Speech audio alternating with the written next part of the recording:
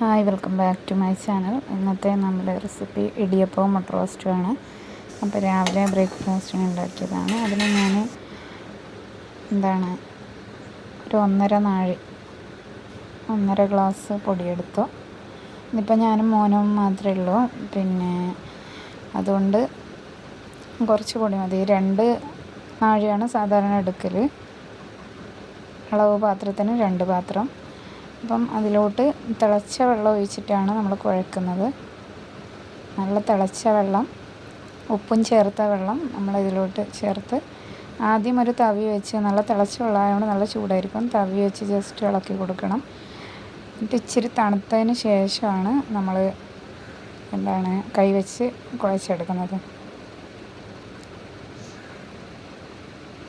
അപ്പം ഞാൻ ഇത് അധികം ടൈറ്റ് ഇല്ലാണ്ടാണ് കുഴച്ചെടുക്കുന്നത്. അതായത് നമുക്ക് ഇടിയപ്പം ഞെക്കാൻ വേണ്ടി ഇച്ചിരി എളുപ്പമാവാൻ വേണ്ടി ഞാൻ തണുത്തതിന് ശേഷം കൈ വെച്ച് പത്തിരിക്കൊക്കെ കുഴക്കുന്നത്. അതിനേക്കാൾ ഇച്ചിരി ഒരു ചൂട് ആയതുകൊണ്ട് തന്നെ കൈ ഇച്ചിരി വെള്ളത്തിലാണ് കുഴക്കുന്നത്.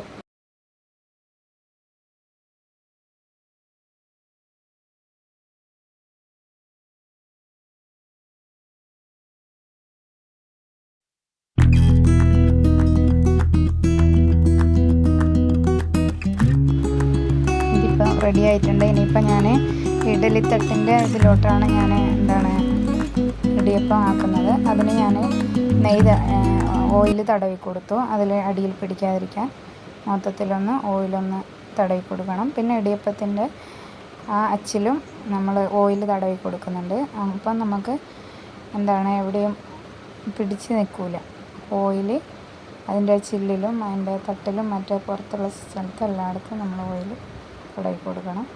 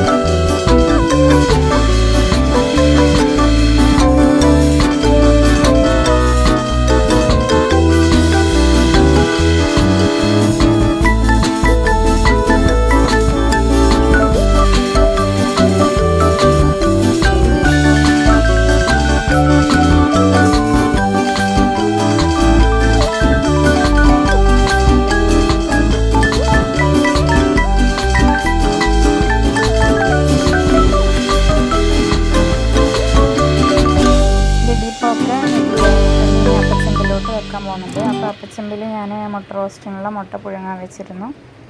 അപ്പോൾ അതിലോട്ട് തന്നെ രണ്ടും ഒരുമിച്ചാവുമല്ലോ, അങ്ങനെ വെച്ചിട്ടുണ്ട്.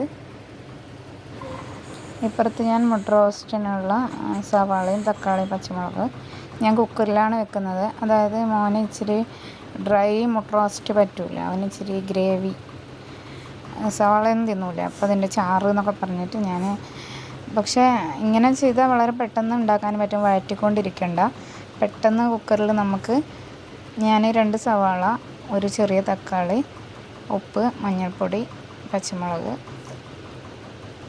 ചിക്കൻ മസാല, പിന്നെ അല്പം മുളക് പൊടി, ഇതൊക്കെ ഇട്ട് ഒരു 1/4 ഗ്ലാസ് വെള്ളം ഒഴിച്ചിട്ട് ഞാനൊരു 3 വിസിലിന് വെക്കുന്നുണ്ട്. വെള്ളം ഇച്ചിരി ഒഴിച്ചത് അടിക്ക് പിടിക്കാതിരിക്കാനാണ്. അപ്പം ഒരു 3 വിസിലാകുമ്പോഴേക്കും പെട്ടെന്ന് തന്നെ ഈ റോസ്റ്റ് റെഡിയായി കിട്ടും.